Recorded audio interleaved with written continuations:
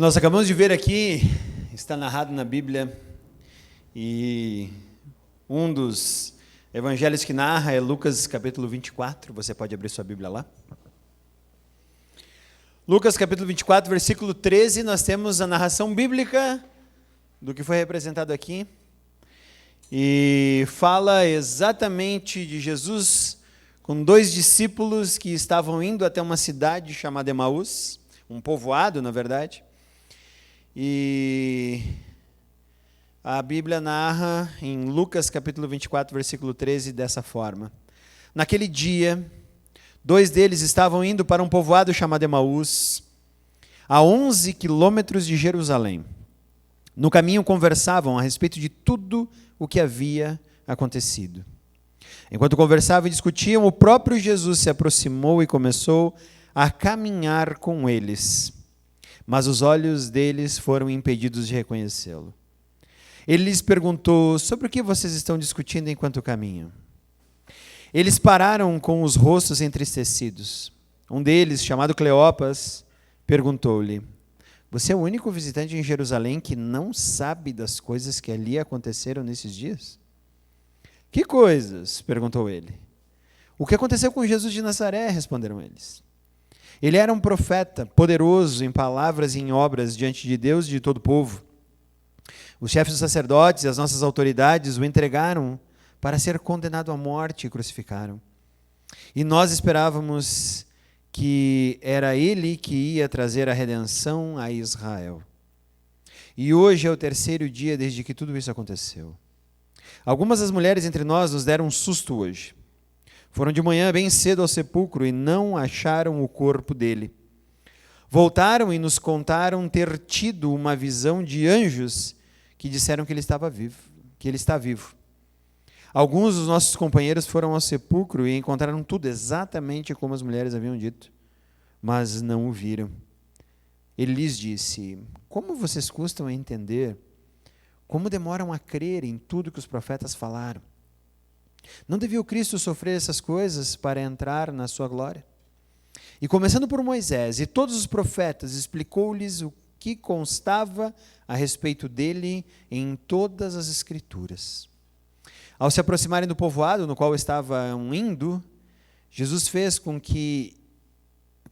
quem ia mais adiante. Mas eles insistiram muito com ele: fique conosco, pois a noite já vem, o dia já está quase findando. Então ele entrou para ficar com eles. Quando estavam à mesa com eles, tomou o pão, deu graças, partiu e deu a eles. Então os olhos deles foram abertos e o reconheceram, e ele desapareceu da vista dele. Perguntaram-se um ao outro: não estava queimando o nosso coração enquanto ele nos falava no caminho e nos expunha as Escrituras? Levantaram-se e voltaram imediatamente para Jerusalém. Ali encontraram os 11 e os que estavam com eles reunidos, que diziam: é verdade, o Senhor ressuscitou e apareceu a Simão. Então os dois contaram tudo o que tinha acontecido no caminho e como Jesus fora reconhecido por eles quando partiu o pão. Esse então é o texto que nós acabamos de ver encenado aqui. E eu gostaria de falar hoje, nesse domingo de Páscoa, a respeito desse momento. A gente fala sobre o sepulcro vazio, a gente fala sobre tudo isso na Páscoa, mas olhando para esse texto, eu queria compartilhar com vocês algumas impressões que eu tenho quando eu olho para ele. E algumas das impressões desse texto, primeiro, me levam a ver que os dois discípulos estavam chocados, abalados e desanimados. Essa era a situação deles quando Jesus os encontra pelo caminho. Chocados, abalados e desanimados, processando o luto, a perda do Mestre, do Cristo, do Messias, como eles mesmos disseram. Eles estavam passando por dor, e eu acho até que uma sensação de abandono ou frustração absurda. Dizendo assim: puxa, apostamos as nossas fichas, todas elas, no que estava errado. Essa era a grande frustração deles. Para onde vamos correr?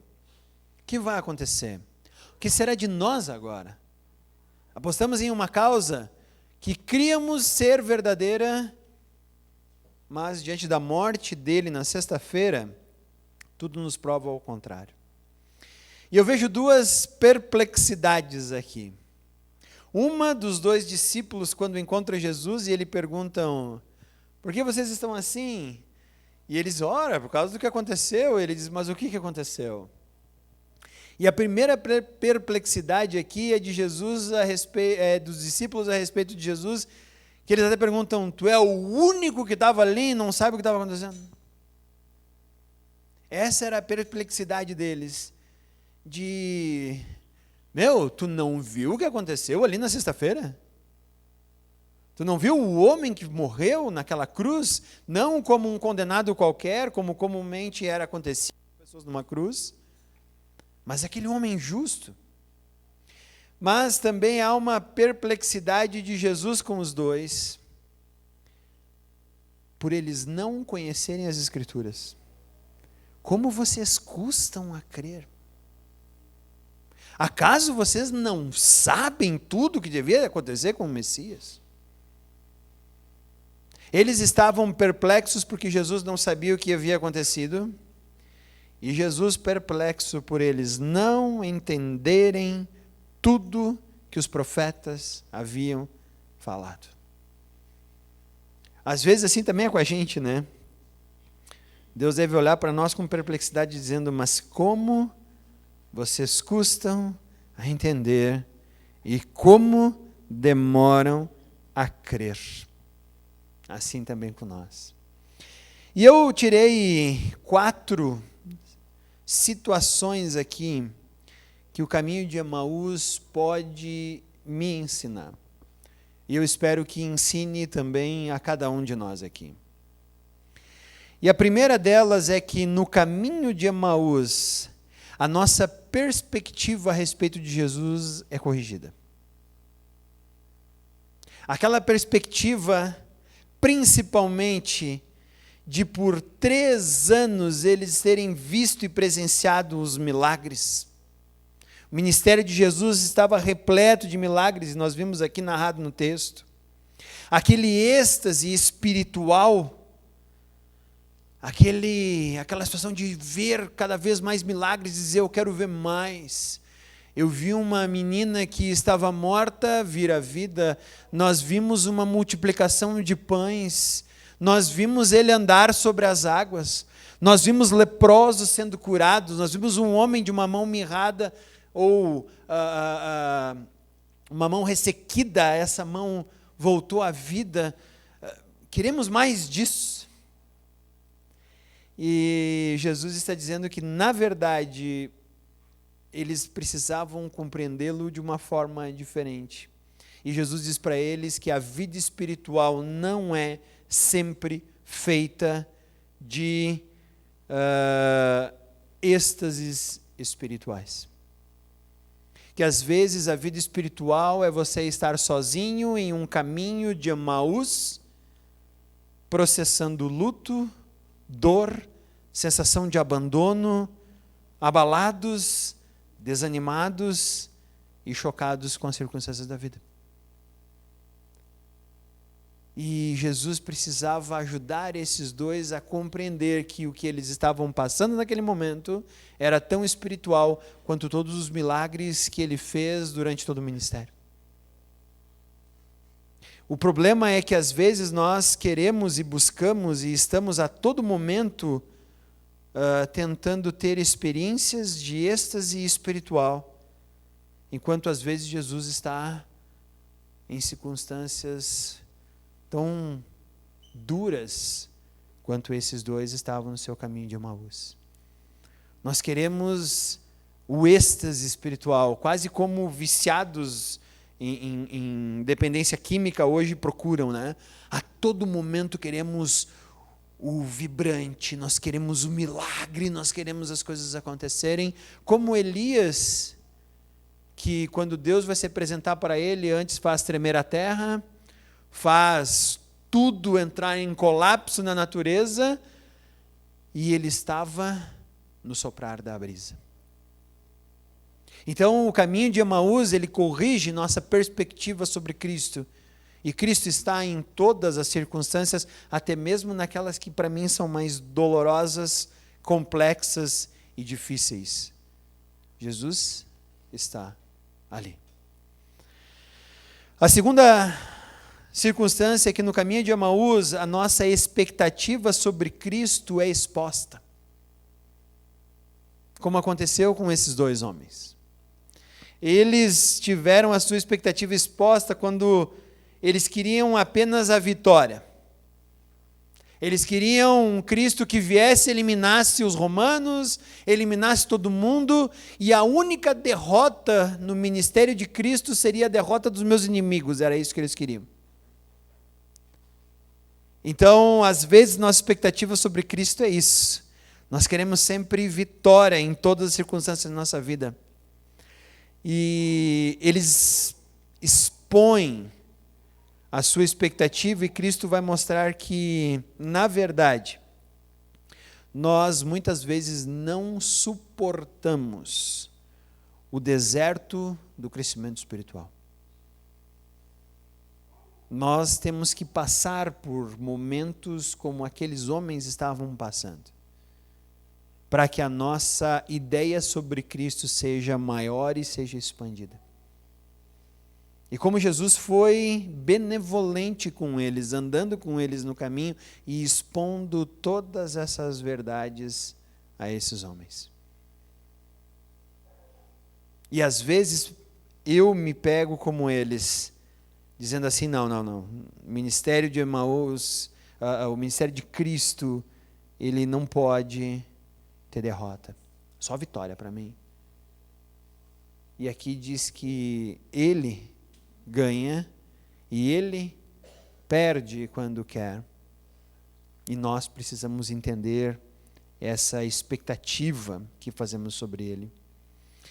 Terceira coisa sobre o caminho de Emaús é que no caminho de Emaús aprendemos a lidar com as perdas. E esse é um grande passo para a nossa maturidade espiritual. No caminho de Emaús, mostra que nós somos muito sujeitos às circunstâncias. Eles estavam tristes pela morte de Cristo, acabou, não tem mais o que fazer, vamos embora, o ministério dele de 3 anos foi uma mentira, vamos voltar e fazer qualquer coisa. Nós vemos isso quando Pedro, no final do Evangelho de João, está lá e diz assim, vou pescar. Estou aqui, estou fazendo nada, mas Jesus tinha dado um recado para eles, mas ele disse o quê? Vou pescar, exatamente como ele tinha começado a sua caminhada com Jesus, pescando, quando Jesus diz, joga a rede agora. Às vezes é assim também, nós somos muito sujeitos às circunstâncias. Não, veio a pandemia, aconteceu uma perda na minha família, o meu dinheiro agora ficou curto, eu acho que está dando alguma coisa errado. E não parece isso quando olhamos a perspectiva de Cristo sobre aqueles 2 discípulos. Se algo não vai como planejado, se a nossa segurança é retirada, nós achamos que deu alguma coisa errada. Deus errou, ou Deus não está aí, ou eu não sei o que Deus está fazendo, mas está fazendo errado esse negócio. E essa era a perspectiva desses 2 discípulos nesse caminho. E a última é que no caminho de Emaús, a gente descobre Cristo em uma forma completamente nova. E essa é a beleza desse caminho de Emaús, aonde 2 homens começam extremamente frustrados e saem animados. Eles fazem 11 quilômetros até Emaús em uma tristeza absurda. Depois eles fazem o retorno de Emaús até Jerusalém num êxtase, não porque as coisas mudaram, mas porque a perspectiva deles sobre Cristo agora é nova. E a primeira coisa que eles descobriram é que Cristo está com eles. Nos momentos mais difíceis, nos momentos mais complicados. E o que eu gosto dessa passagem é que foi-lhes proibido enxergar Cristo. Porque você e eu, às vezes, estamos passando por vários problemas e a gente diz, parece que Cristo não está aí, né? Mas Ele está. Ele está ali conosco. Passando por todo esse momento conosco. E para nós, a gente olha e diz assim, mas eles não sabiam que era Jesus. Mas você, quando está passando por alguma dificuldade, sabe que Jesus está ali? Às vezes não, às vezes nós achamos que Jesus não está. Porque eles foram impedidos de ver que era Jesus que estava andando com eles. Segunda coisa é que Jesus trabalha em nossas fragilidades, em nossas dificuldades, naquilo que somos incapazes de compreender na nossa imaturidade, mas Jesus está pronto para revelar isso. Por isso, pacientemente, ele começa de Moisés até o último dos profetas, explicando tudo o que havia de acontecer com o Messias. Tudo o que havia de acontecer com o Messias, para que ele fosse revelado. Uma perspectiva agora nova, totalmente diferente. Mais do que isso, ele ensina as Escrituras, abrindo o nosso coração. Conhecer Jesus é conhecer a Bíblia. Conhecer a Bíblia é conhecer Jesus. A dinâmica dessas duas coisas, elas são incríveis. Mas às vezes a gente quer conhecer Jesus, mas a gente não vai para a Bíblia. Às vezes a gente quer conhecer a Bíblia, mas não vai para Jesus. Conheci muita gente assim na faculdade, conhecia muito a Bíblia, mas nada de Jesus, então você diz, não tem como saber isso. Ao mesmo tempo vejo muito cristão que quer conhecer Jesus, mas não vai para a Bíblia. Então andar com Jesus é ter essas duas coisas agora novas para mim, ensinadas e novas. Outra coisa que Jesus traz nessa nova perspectiva que temos dele é que ele nos traz consolo e esperança. Jesus não fez pouco caso daqueles dois homens. Jesus não disse, meu Deus, como vocês são cegos, galera, está na hora de vocês acordarem. Andaram comigo todo esse tempo aí, não sabem ainda isso. Não, Jesus considerou extremamente profundo todos os argumentos que eles tinham. E consolou as dificuldades pelas quais eles estavam passando e ao mesmo tempo deu esperança dizendo, mas não era isso que tinha que acontecer? Por que tão tristes? Por que não querem que essas coisas aconteçam? Não era assim? Às vezes eu converso com cristãos que não são discípulos do caminho de Emaús, mas estão fazendo um esforço tremendo para evitar que o apocalipse aconteça. Diz assim, não, agora se aparecer esse cara aí, ele é o anticristo, nós temos que impedir ele de acontecer. Mas para que Cristo retorne, não tem que haver o anticristo? Não, mas daí eles vão aprovar leis que perseguem a igreja, o cristão não vai poder mais fazer... Mas para que Cristo volte, não era isso que precisava acontecer? É a mesma coisa com esses dois. Mas não era isso que havia de acontecer com o Messias? O que estamos nós tentando impedir de acontecer ou fazer? Faz parte do plano de Deus. E quando a gente entende que faz parte do plano de Deus, toda a perspectiva de tudo que está acontecendo nos é diferente. E nós passamos a confiar no que Cristo falou, mesmo que seja pesado, difícil para nós. E, principalmente, nessa última perspectiva que nos traz agora a visão de Cristo de uma forma nova, nos motiva a abraçarmos um plano que agora conhecemos de forma mais profunda. E essa deve ser a nossa caminhada. No início a gente conhece Jesus e sabe que ele morreu numa cruz e a gente até anda com ele, legalzinho e tudo mais, começa a fazer umas orações, as coisas começam a acontecer, mas quanto mais nós nos aprofundamos nesse Cristo, mais nós vamos conseguindo ministrar a partir de um coração que o conhece de forma plena. E é isso que deve acontecer conosco.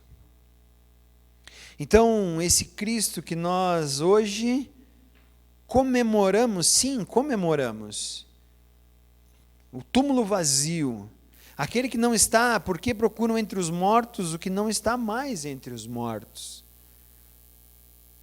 Nós comemoramos isso, porque no caminho de Emaús, nós temos a nossa perspectiva corrigida, a nossa expectativa exposta, vamos aprender a lidar com as perdas e vamos descobrir Cristo em uma nova perspectiva.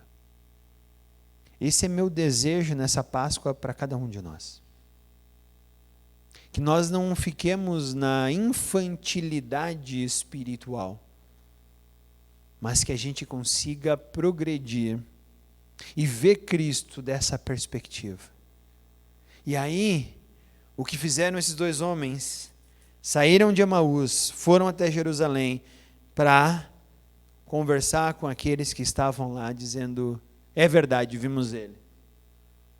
As mulheres não estavam mentindo, não estavam loucas, vimos ele, ele está vivo. Então, meu desejo nessa Páscoa para todos nós é que desfrutemos da vida de Cristo. Vamos orar? Senhor Deus, nós agradecemos pela perspectiva nova que entendemos do Teu ministério a partir da morte e ressurreição. Também, Pai, por meio dessa escritura que mostra dois homens abalados, expostos, fragilizados, vulneráveis espiritualmente, sendo conduzidos por Ti, a Te conhecerem, a Te compreenderem, a abraçarem a Tua verdade. E é isso que nós queremos celebrar nesse momento. Aquele túmulo vazio, a Tua ressurreição, para que nós sejamos maduros e que anunciemos a Tua verdade ao mundo. Obrigado por essa história de dois discípulos no caminho de Emaús, que nos leva a compreender de forma mais ampla Teu ministério sobre nossas vidas. É isso que agradecemos, em nome de Cristo. Amém.